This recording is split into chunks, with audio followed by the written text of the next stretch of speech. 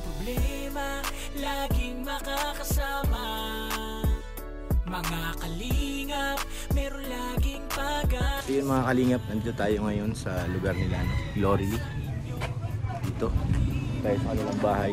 Kumustahin natin tayo sa kanila. Tao po.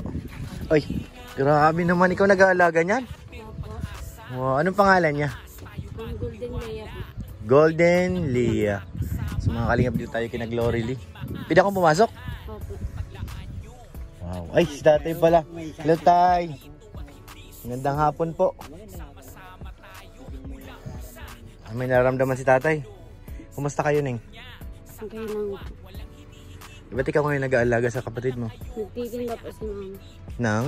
Ano Gulay po. naglalako? Oh, kuling naman ni ate. Taga-alaga na, oh. Hindi ka na nagtinda ng ihaw-ihaw? Wala ka ng puhunan? Maya po.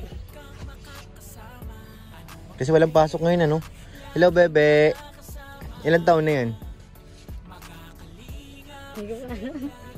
Wala. 4 na buwan pa lang tayo? Kanilang bahay mga kalingap. First time natin makapasok dito. Upo ka. Kamangalay ka dyan kay baby mo. Paano pagtulog nyo? Dito rin na rin. Sa baba. Grabe mga kalingap. Tulugan na rin pala ito yung pinakabalkonahin nila. Siya na rin tulugan. Napasok ka pa rin ba? Iya po, nalaw po rin. Kamusta naman ang pag-aaral? Ayos lang po. Minsan po pag may pambari, nakahabi po kay tiya. Na? Nahingi po kung kay tiya akong bang. Sinong tiya mo? Ito po na sa tulay. Ah, napunta kayo doon para manghingi. So ayan mga kalingap, si Glory liyaya muna ngayon kasi walang pasok. Ang kanyang mama raw ay nagtitinda. Siya muna ang tagapangalaga. Ay, cute naman ng bebe. Ano? Lalaki, babae? Babae po. Babae. Haba ng hair. Pang ilan mo ng kapatid to? Pang-anim po. Pang-anim? Pang-anim po siya. Siya ang bunso. Saan ka natulog dito? Diyan sa taas. Ayan mga kalingap. Siksikan sila dito. Ilan lahat kayo dito nakatira sa bahay? Siyam po kami ngayon, si Papa po mga po. Nasaan ang papa mo yan? Nagtatrabaho po. Oo, nakapagtrabaho na. Saan lugar? Panganiban po. Ano yun? Nagmimina? Ay, delikado yun ha. Kamusta naman ang kita ng papa mo? Ano po, nakakapasok niya lang po sa trabaho. So, kaya pala kailangan ni mama sumideline. Magtinda ng gulay. Saan nakuha mama mo ng gulay? Doon din po kasi tiya po. At doon siya nakuha para ilalako. Di, ano lang yung porsyentuhan lang siya doon? O, kunti pa rin ang kita doon. Kung tatanungin ka, gusto mo pa rin ba magtinda ng ihaw-ihaw? Opo, gusto ko pa rin po. Gusto mo pa rin magtinda doon sa labas? Sana, no? Mga susunod pagbalik natin, makahanap na tayo ng pangpuhunan mo para sa iyong pagtitinda. Para yung mama mo mag-aalaga na lang sa kapatid mo. Nadede pa yata yan, ano? Opo, nagiging po. Yung pag nagutom yan, iiyak yan. Wawa naman si Glory Lee, yaya na. Yaya na, ate pa.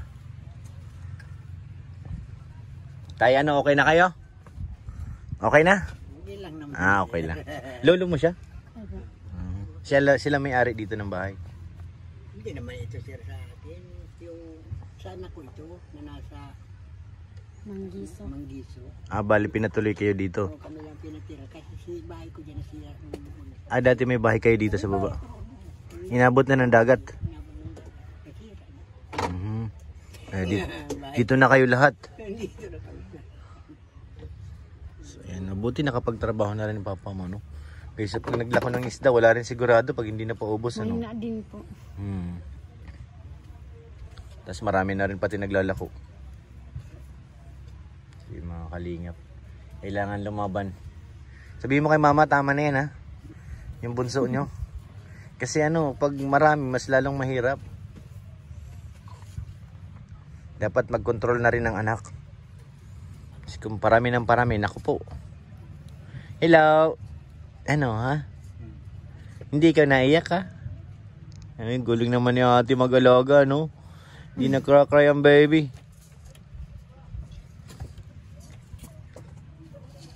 Ilang buwan ka na hindi nakapagtinda doon sa ano, ihaw-ihaw? Ano po? Linggo na? O buwan? Mabot na isang buwan? Buwan na po. Buwan na. Kilala mo si Beyonce? Iyo po. Mangingi tayo kay Ate Beyonce ng puhunan. Ate Beyonce, baka naman. Ano, ha? Pila tayo doon kay Ate Beyonce. Nakatingin lang. Opo, yun naman po ang purpose din eh. Para ano, okay lang. Tsaka siya rin ang panganay dyan ay. Pero hindi mo kaano-ano si Beyonce, hindi na kamag-anak, hindi na kapitbahay lang. Kala ko kamag-anak pa at manghihingi tayo dun eh. Maraming blessing ay. Ano, iyakan mo si ate, dali, iyakan mo, dali. Parang inaantok na, patulogin mo na. Saan ba natulog yan? Dito lang sa duyan? Tulogin mo na, kantahan mo ha. Marinig natin ang boses ni ate. Iyak ka na bebe, dali. Yay. Kamukha mo ay. So yun mga kalingap, bibigyan natin ng baon si ano. Pambaon niya para sa 1 linggo.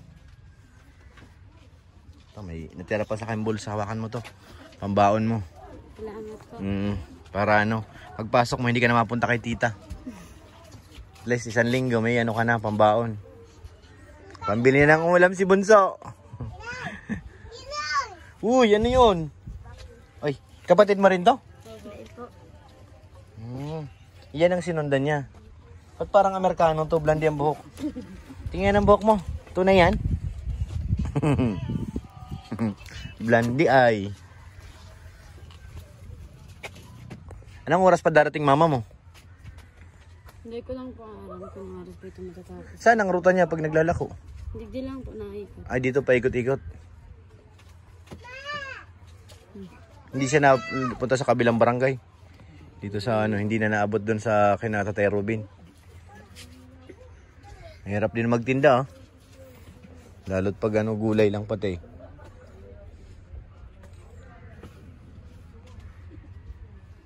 So yun, nakita natin si nanay. Ay, ano yung dala-dala mo? Mga paninda po ito. Inaangkat ko lang po. Ah, luto. Akala ko yung hilaw na gulay. Luto po. Luto pala. Dinalaw ko yung dalaga. Para may pambaon naman. Pasaan pang lako niyo yan? Dito lang, Dito paikot-ikot. lang po, paikot-ikot lang po. Napapaubos naman. Minsan po, maraming tira. Pero ano yun, binabalik mo lang din sa ano? Inaangkat ko lang po ito dun sa may tulay. Halimbawa, hindi naubos. Paano yun? Binabalik ko po dun. Ah, binabalik din sa kanila. 20% lang po. Ah, okay. Sige, te, ingat kayo ha. Sana mapaubos. Ano ba sa gusto mo? Hello. Sige na nga. Ano bang tinda yan, te? Tingnan ko nga. Ano po? Halo-halo po. Halo-halo. Ukoy, may... Ah, pang ulam. Pangulam po yan. Hindi na merienda. May minudo. Kala ko pang merienda para sa mga bata. Ito, munggo. Pangulam. Pang ulam na. Kano isang balot na munggo? 15 po. 15. Thank you po kay ate Adelaida Gutierrez po. Sa Sayang. binigay mo pong pambaon sa akin. Yun, salamat din. Salamat po. At makakapasok na siya na hindi mamamroblema. Hindi na dadaan kay tita. Magkano palang baon mo kada araw? 30 po. Ay, 30 po pag may po kaming kwarta. 40 man po talaga. Pag ano... Kasi malayo din ang school mo, no? Matugtog po. Matugtog. Paano yan? Nasakay ka pa? Iyo po. Ulakad na lang. Pag ano po, kulang na po pamasahe, nalakaw na po kami. Lalakad mo na lang. Iyo po. Malayo-layo, matugtog. Anong oras ang labas mo? 4:45 po. At least maliwanag pa. Huwag ka magpapaabot ng gabi at mahirap ngayon ang panahon. Dapat pag gabi, may mga kasabay ka. Dakol man po kami. Marami kayong taga rito na nag-aaral doon sa matugtog. Ingat ka palagi pag uuwi. Tapos pag umaga, anong oras ang pasok mo? Alas 6 po. Alas 6. Wala, naiyak na oh. Bunso, iyak ka na, Bunso. Payakan mo na si ate, dali. Iyakan mo na, dali. So yun mga kalingap, salamat po ano, salamat din sa iyo. Pag may magpaabot naman, dadalhin ko sa iyo dito. Dadalhin ko naman. Kung may pera ako, kahit walang magbigay, magpaabot. Basta may pera ako, madalaw ako dito sa iyo. Salamat. Tay, tuloy na po ako. Maraming salamat. Bye-bye mga girls.